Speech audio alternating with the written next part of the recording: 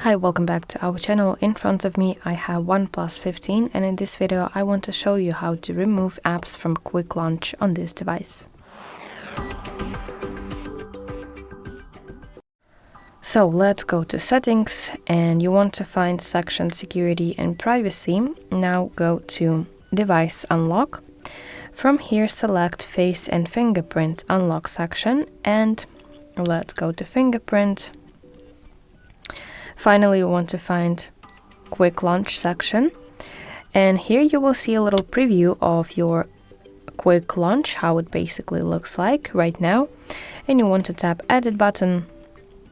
So now let's select apps, and in order to remove any kind of application from your quick launch menu, you want to simply tap on minus icon in this preview, just like this. So yeah, that's basically how you can remove applications from quick launch, and I really hope that you find this video helpful, and if so, please like this video and subscribe to our channel to see more content like this.